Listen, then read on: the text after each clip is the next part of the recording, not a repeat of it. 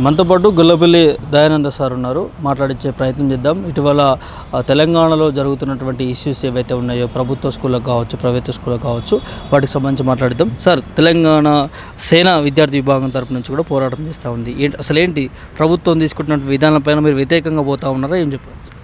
ప్రభుత్వము అనేటువంటి పాలకులు అనేటువంటి అనేకమైనటువంటి కొత్త కొత్త విధానాలు తీసుకొస్తున్నారు. ముఖ్యంగా రేవంత్ రెడ్డి ముఖ్యమంత్రి అయిన తర్వాత అనేకమైనటువంటి విద్యా సంస్థల్లో మార్పులు తీసుకొచ్చి విద్యార్థులతో కలిసి బ్రేక్ఫాస్ట్ కూడా చేస్తూ చాలా స్వాగతిస్తున్నాం. అయితే ఉన్నటువంటి పాఠశాలలను కూడా ఆ ఎమ్యూనిటీస్ అన్నింటినీ కూడా చెయ్యాలి. ఆ పాఠశాల చుట్టుపక్కల ఉన్నటువంటి అనేకమైన షాపుల వలన, సౌండ్ వలన ఆ ఇబ్బంది పడుతుంది విద్యార్థులకి. వాటిని అన్నింటినీ చేసి వాటిని కమర్షియల్ కాంప్లెక్స్గా చెయ్యండి. అందులో పాతగా ఉన్నటువంటి వాళ్ళకి ఇవ్వండి. దానివల్ల ఏమవుతుందంటే ఆ స్కూల్ ఫండ్ పెరుగుతుంది, ఎమ్యూనిటీస్ కూడా పెరుగుతాయి. మేమేమంటే తెలంగాణలో ఉన్నటువంటి విద్యా సంస్థలు ఏదైతే పాఠశాల విద్య కానీ లేదా ఉన్నత పాఠశాల విద్య కానీ ఆ విద్యా విధానం ఏదైతే ఉన్నదో దాంట్లో సమూలమైనటువంటి మార్పులు తీసుకురావాల్సిన అవసరం ఉంది. బాలగోపాల్ గారు దాని మీద రిపోర్ట్ ఇచ్చారు, అదేవిధంగా మురళి గారు ఇచ్చారు.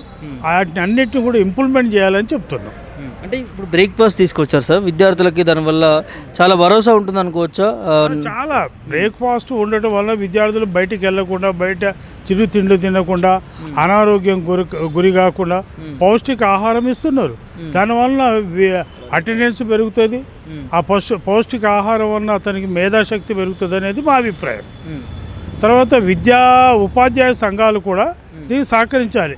కేవలం వేతనాల గురించి, వాళ్ళ ప్రయోజనం గురించే కాకుండా విద్యార్థుల్ని మంచిగా కార్పొరేట్ స్కూల్స్కి పటిష్టంగా తయారు చేయాల్సిన అవసరం ఉంది.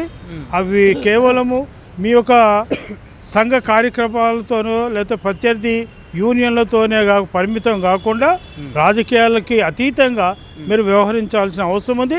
అప్పుడే తెలంగాణ తెచ్చుకున్నటువంటి ఏదైతే మన సాధన త్యాగాలు చేసినటువంటి అమరవీరులు కానీ, అనేక మంది గద్దర్ కానీ, లేకపోతే కొండలక్ష్మణ్ బాబూజీ గారు కానీ, తర్వాత జయశంకర్ గారు కానీ అనేక మంది త్యాగాలు చేశారు. ఆ త్యాగాల ఫలితం ఏదైతుందో మన విద్య అనేది ఇతర రాష్ట్రాలకి, ఇతర దేశాలకు కూడా మార్గదర్శకం కావాలి. ఉద్యమాలలో అగ్రభాగాన్ని ఉన్నాం. ఉస్మానియా విద్యార్థి సంఘం చేయబట్టే అస్సాంలో ఆసు అనేటువంటి సంస్థ ఏర్పడ్డది. మేమేమంటున్నామంటే విద్యా విధానము మార్పుతో పాటు ఈ యొక్క కార్పొరేట్ సంస్థలు చేసే దోపిడీకి వ్యతిరేకంగా ఇప్పుడు అక్కడ విజయ్ ఏదైతే నిర్ణయం తీసుకున్నాడో స్కూల్స్ విషయంలో, అట్లా కామన్ ఇంటర్నేషనల్ స్కూల్ అయినా అదే మీరు పెట్టండి. ఇంటర్నేషనల్ స్కూల్లో కూడా మీరు ఫీజులు గవర్నమెంట్ నిర్ణయించినప్పుడు ఫీజులే తీసుకోవాలన్నప్పుడు వాటికి పోటీ అనేది తగ్గుతుంది. మీరు కేవలం విద్యని వ్యాపారంగా మార్చి పిల్లల్ని బుక్ వామ్స్గా తయారు చేసి ఐఏఎస్ ఐపీఎస్లు తయారు చేస్తే వాళ్ళు ఏదైతే డబ్బులు పెట్టి చదువుకున్నారో డబ్బులు గుంజడానికి ప్రయత్నం చేస్తారు. ఇప్పుడు రాజకీయ నాయకులు ఒక ఎమ్మెల్యే కావడానికే 100 కోట్లు ఖర్చు పెడుతుండ్రు. ఖర్చు పెట్టినటువంటి 100 కోట్లకి 1000 కోట్లు ఒక సున్నా పక్కన పెట్టేస్తాడు. 1000 కోట్లు సంపాదించాలని చూస్తాడు. కాబట్టి విధానంలో మార్పు రావాలి, విద్యా విధానం వర్ధిల్లాలి, శాస్త్రీయ విద్యా విధానం రాలి. విద్యార్థి సంఘాలు కూడా మతం పేరుతో, కులం పేరుతో, ప్రాంతం పేరుతో, తర్వాత అభ్యుదయం పేరుతో అనేకమైన విద్యార్థి సంఘాలు వచ్చినాయి. ఆ విద్యార్థి సంఘాలు హాస్టల్ కేంద్రంగా చేసుకుని విద్యార్థులను చదవనీయకుండా విద్యార్థుల ఊరేగింపుల గురించి, ఆ యొక్క సంఘాల పటిష్టం గురించి సమ్మెలు చేపించి సొమ్ములు నష్టపరిచి, విద్యను నష్టపరిచి సంఘాలు పెట్టుకోవటం కాదు. ఆ విద్యార్థులను తీసుకెళ్ళి రోడ్ల మీద వేయటం కాదు. మీరు అదే residential school, international global school ఏవైతే ఉన్నాయో అంతర్జాతీయ స్కూళ్ళకి వెళ్ళగలుగుతారా? వెళ్ళలేరు. కాబట్టి మేమేమంటున్నామంటే విద్యార్థుల యొక్క కళాశాలలు కానీ, పాఠశాలలు కానీ అవి రాజకీయాలకు అతీతంగా, మతాలకు అతీతంగా, ప్రాంతాలకు అతీతంగా తయారు కావాలనేది అప్పుడే తెలంగాణ తెచ్చినటువంటి ఆశయం ఏదైతే ఉందో, త్యాగాలు చేసినటువంటి వాళ్ళు వాళ్ళ యొక్క ఆశయం నెరవేరుతుంది, వాళ్ళకి మనశ్శాంతి కలుగుతుందని విజ్ఞప్తి చేస్తాను. ఇక్కడ రాజకీయ నాయకుల స్కూల్స్ కావచ్చు, కాలేజెస్లో కూడా ఎక్కువ దోపిడీ జరుగుతుంది అనేది కొత్త చర్చ నడుస్తూ ఉంది. మల్లారెడ్డి కావచ్చు, లేకపోతే ఓవైసీ లాంటి కాలేజీలు కావచ్చు, వాటి మీద ఏమన్నా యాక్షన్ తీసుకోవాలని డిమాండ్ చేస్తారు. ఎట్లా ఆ యాక్షన్ కంపల్సరీ ప్రభుత్వం పెట్టే నిబంధనలకు వ్యతిరేకంగా ఎవరు చేసినా, మల్లారెడ్డి అయినా, మాల్ రెడ్డి అయినా, కమాల్ రెడ్డి అయినా కంపల్సరీగా తీసుకోవాల్సిందే. దాని మీద ఒక కమిషన్ వేశారు. ఆ కమిషన్ మీద రిపోర్ట్లు ఇంప్లిమెంట్ చేయండి.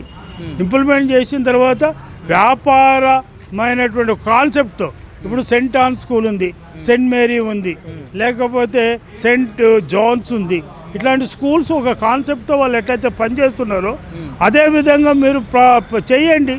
అట్లా చేయకుండా కేవలం దోపిడీకి నిలయమై బుక్స్ అమ్మేది మేమే, తర్వాత పాఠాలు చెప్పేది మేమే, మా డ్రెస్సులే కొనాలి, మా డ్రెస్సే వేయాలి కదా, కామన్ డ్రెస్, కామన్ కోడ్ పెట్టాలి అన్నీ. అది whether it is international school, it is a regional school or national school, any school, a school అయినా. సార్ ఎట్లా చూస్తారు, ఏం జరుగుతూ ఉంది తెలంగాణలో? విద్యా వ్యవస్థ మార్పులు జరుగుతున్నాయని భావిస్తున్నారా ఎట్లా?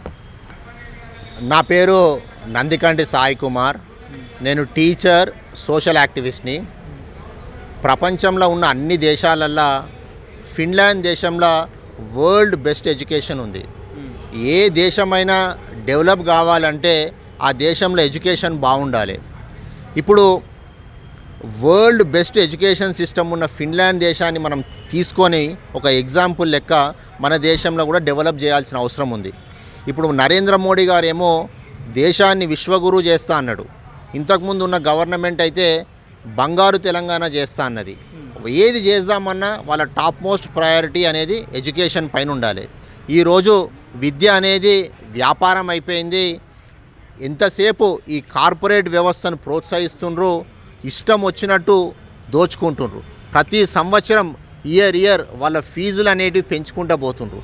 కనుక ఇప్పుడు ఒకటి తెలంగాణ పబ్లిక్ స్కూల్ అని పెట్టిండ్రు, నర్సరీ నుంచి 12th క్లాస్ వరకు. అది పెట్టి ఇప్పుడు ఉన్న ఈ గవర్నమెంట్ స్కూళ్ళు 21,000 గవర్నమెంట్ స్కూళ్ళు ప్రజెంట్ తెలంగాణ స్టేట్లో ఉన్నాయి.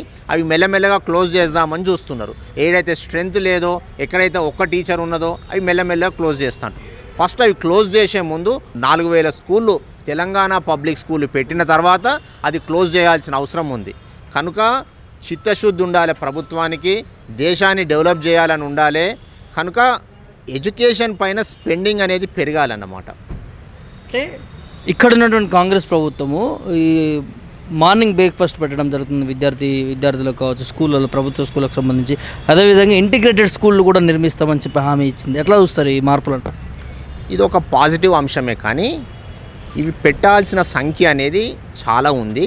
3 ఏళ్ళకు దగ్గరికి వచ్చేసింది ప్రభుత్వము, ఇంకా 2 ఏళ్ళే ఉంది. కనుక ఇప్పుడు రానున్న రోజులలోనన్నా ఈ ఎడ్యుకేషన్ పైన ఎడ్యుకేషన్ మినిస్టర్ కూడా ఈవెన్ ముఖ్యమంత్రి ఉండు కనుక దీనికి టాప్ ప్రయారిటీ ఇస్తూ బడ్జెట్లో ఎక్కువ పెట్టి ఈ ఇంటిగ్రేటెడ్ స్కూల్స్ ఏవైతే ఉన్నాయో అవి ఫాస్ట్గా కంప్లీట్ చేసి తెలంగాణ పబ్లిక్ స్కూల్ ఇప్పుడే నేను చెప్పిన ఒక 3,000-4,000 స్కూళ్ళు పెట్టిండంటే ఇక్కడ ఉన్న ప్రజలందరికీ జర ఈజీ అవుతుంది.